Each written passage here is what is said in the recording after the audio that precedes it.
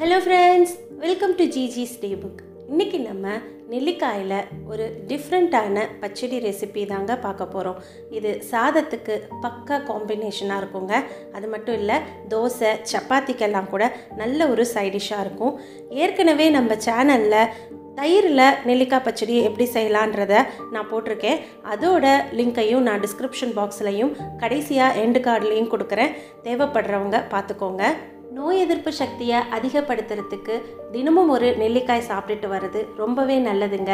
இதயத்துக்கும் பலம் தரும். அது மட்டும் இல்லைங்க, முடி கொட்டுதலுக்கான பிரச்சனைக்கு இது நல்ல ஒரு தீர்வாக அமையுங்க.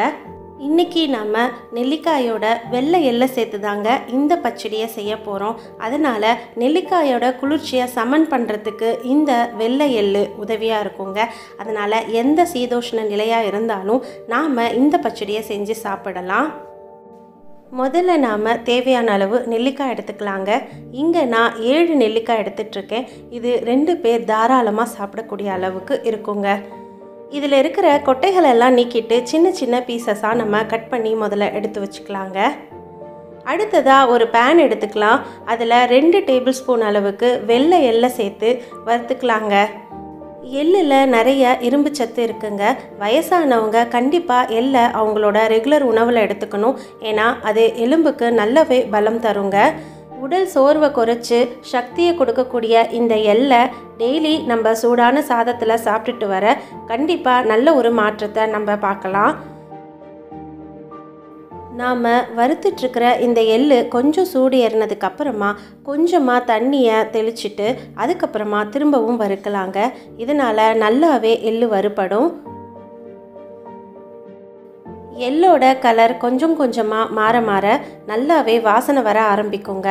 இந்த மாதிரி நல்ல ட்ரையாக வறுபட்டதுக்கப்புறமா நம்ம ஆற வச்சுட்டு மிக்ஸி ஜாரில் சேர்த்து அரைச்சிக்கலாங்க. அடுத்ததாக ஒரு டீஸ்பூன் அளவு எண்ணெயை அதே பேனில் ஊற்றிக்கலாங்க. கூடவே சின்ன துண்டு கட்டி பெருங்காயத்தையும் சேர்த்து நல்லா பொங்குற வரைக்கும் வறுத்துக்கலாங்க. அடுத்ததாக காரத்துக்கு தேவையான அளவு வரமிளகாய், நான் இங்கே 10 வரமிளகாய் எடுத்துகிட்ருக்கேங்க. இந்த பச்சடியை பொறுத்த வரைக்கும் கொஞ்சம் சுருக்குன்னு காரம் இருந்தால் தாங்க நல்லாயிருக்கும். அதனால் உங்கள் காரத்துக்கு தகுந்த மாதிரி வரமிளகாயை சேர்த்து நல்லா வறுத்து அதே மிக்ஸி ஜாரிலேயே சேர்த்துக்கலாங்க. அடுத்ததாக இன்னும் ஒரு டீஸ்பூன் அளவு எண்ணெயை ஊற்றிக்கலாம். கூடவே நறுக்கி வச்சுருக்கிற நெல்லிக்காயையும் சேர்த்து லோ ஃப்ளேமில் ஒரு 3லேருந்து 4 நிமிஷம் வறுத்துக்கலாங்க. நெல்லிக்காயோட கலர் கொஞ்சம் மாறுற வரைக்கும் இதை வதக்கிக்கணுங்க. கண்டிப்பாக லோ ஃப்ளேமில் தான் வதக்கிக்கணும். இந்த அளவுக்கு கலர் சேஞ்ச் ஆகிற வரைக்கும் வதக்கினாலே போதுங்க. இதையும் ஆற வச்சுட்டு மிக்ஸி ஜார்லேயே சேர்த்துக்கலாம். அடுத்ததாக இந்த பச்சடிக்கு தேவையான அளவு உப்பு சேர்த்துக்கலாங்க. இங்கே நான் ஹிமாலயன் பிங்க் சால்ட்டு தாங்க சேர்த்துக்கிறேன். இது உடம்புக்கு ரொம்ப நல்லது. அதுவும் பர்டிகுலராக பிபி இருக்கிறவங்க இந்த உப்பை சாப்பிட்டுட்டு வர அவங்களோட பிபியை கண்ட்ரோலில் வச்சுக்கலாங்க. தண்ணி ஊற்றாமல் முதல்ல ஒரு முறை அரைச்சிக்கலாங்க. இங்கே நான் 1/2 டீஸ்பூன் அளவுக்கு ஜீரகத்தூளையும் சேர்த்து அதுக்கப்புறமா அரைச்சிக்கிறேன். அவ்வளோதாங்க, நம்மளோட பச்சடி தயாராகிடுச்சு. அதை இப்போது இன்னொரு பவுலில் மாற்றிக்கலாம். தண்ணி ஊற்றாமல் அரைக்கிறதால 4 நாள் வரைக்குமே கெட்டு போகாமலே இந்த பச்சடி இருக்குங்க. இப்போது இந்த பச்சடிக்கு ஒரு தாளிப்பு தயார் பண்ணலாம். அடுத்ததாக ஒரு பேனில் 1 டேபிள் ஸ்பூன் அளவுக்கு நல்லெண்ணெய் சேர்த்துக்கலாங்க. எண்ணெய் நல்லா காஞ்சதும் 1/2 டீஸ்பூன் அளவுக்கு கடுகு சேர்த்துக்கலாம். கடுகு நல்லா பொரிஞ்சதுக்கு அப்புறமா 1/2 டீஸ்பூன் அளவுக்கு உளுத்தம்பருப்பை சேர்த்துக்கலாங்க. கூடவே நீங்கள் விருப்பப்பட்டால் 1/2 டீஸ்பூன் அளவுக்கு வெள்ளை எள்ளையும் சேர்த்துக்கோங்க. 1/4 டீஸ்பூன் அளவுக்கு ஜீரகத்தையும் சேர்த்துட்டு நல்லா வறுத்துக்கலாங்க. கடைசியாக ஒரு கொத்து அளவுக்கு கருவேப்பிலையை சேர்த்துக்கலாங்க. எல்லாம் நல்லா வறுபட்டதுக்கு அப்புறமா இந்த சூடான தாளிப்பை சட்னியில் கொட்டிடலாங்க. அவ்வளோதாங்க, நல்ல கமகமன்னு நம்மளோட பச்சடி தயாராகிடுச்சு.